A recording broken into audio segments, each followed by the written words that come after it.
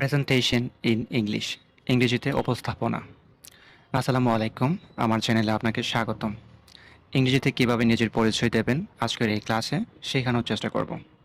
আপনি যখন কোনো স্টেজে অথবা কোনো ব্যক্তির কাছে আপনার পরিচয় ইংরেজিতে দিতে চাইবেন, তখন প্রথমে আপনি এভাবে বলতে পারেন, আসসালামু আলাইকুম, good morning to all of you.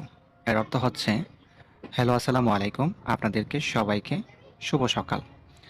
এখানে গুড মর্নিং এর স্থলে আপনি গুড আফটারনুন বলতে পারেন, গুড ইভিনিং বলতে পারেন।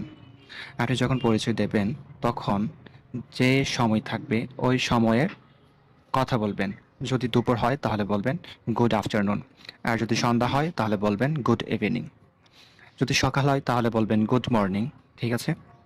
যেমন, হ্যালো আসসালামু আলাইকুম, good afternoon to all of you. Hello আসসালামু আলাইকুম, good evening to all of you.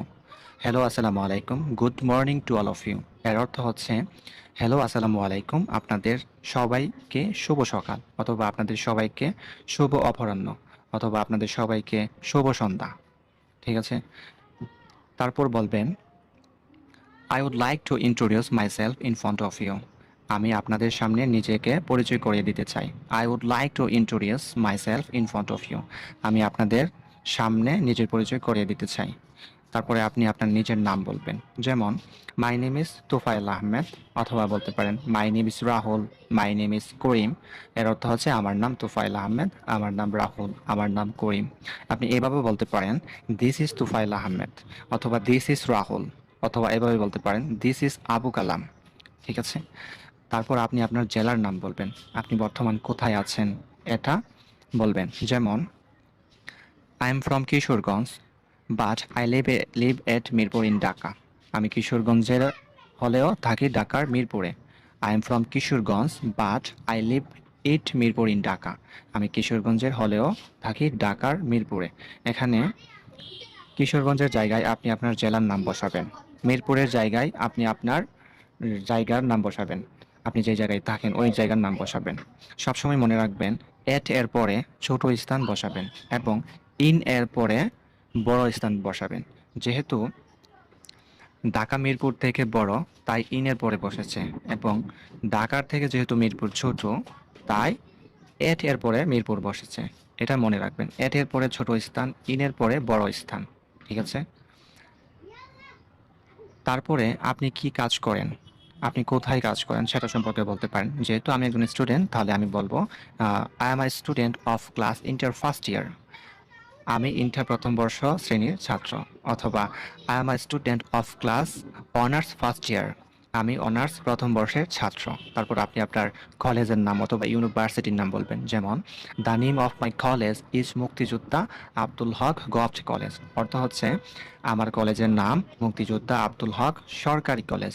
এখানে মুক্তিযোদ্ধা আব্দুল হক গভর্নমেন্ট কলেজ এর স্থানে আপনি আপনি আপনার কলেজের নাম, আপনার ইউনিভার্সিটির নাম আপনি বলবেন।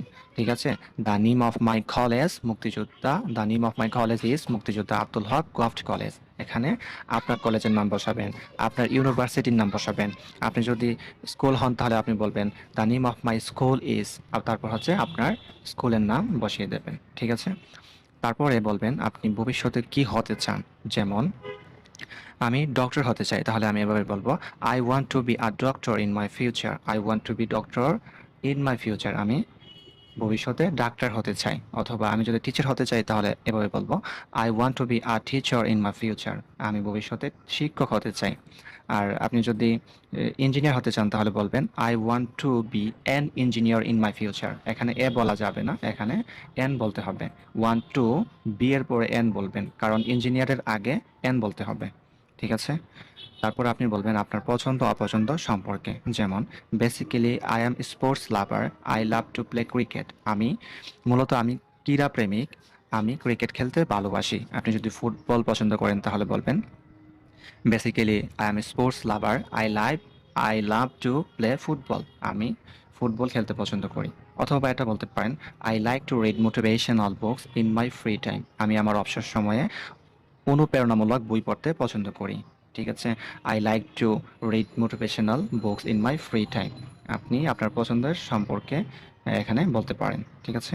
এবং আপনি কি অপছন্দ করেন সেটা এভাবে বলতে পারেন, যেমন I don't like dishonest people, আমি অসৎ মানুষ পছন্দ করি না। I don't like dishonest people, আমি অসৎ মানুষ পছন্দ করি না।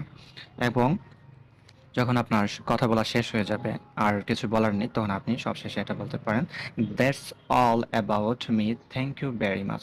That's all about me, thank you very much. এই কথাটা আপনি বলতে পারেন। আশা করি ক্লাসটি বুঝতে পারছেন সম্পূর্ণভাবে। আজকের ক্লাসটি এখানে শেষ করছি। যারা ইংরেজিতে কথা বলা শিখতে চান তারা আমার চ্যানেলটি সাবস্ক্রাইব করে রাখুন এবং পাশে থাকা বেল আইকনকে প্রেস করে রাখুন, আমি যখন পরবর্তী ভিডিও আপলোড করব যেন সবার আগে পেয়ে যান। আর যদি আজকের ভিডিওটি ভালো লেগে থাকে তাহলে অবশ্যই কমেন্ট করে জানাবেন এবং একটা লাইক দিয়ে আমাকে ইন্সপায়ার করবেন। আগামী ভিডিওর আমন্ত্রণ জানিয়ে এখানে শেষ করছি। আল্লাহ হাফেজ।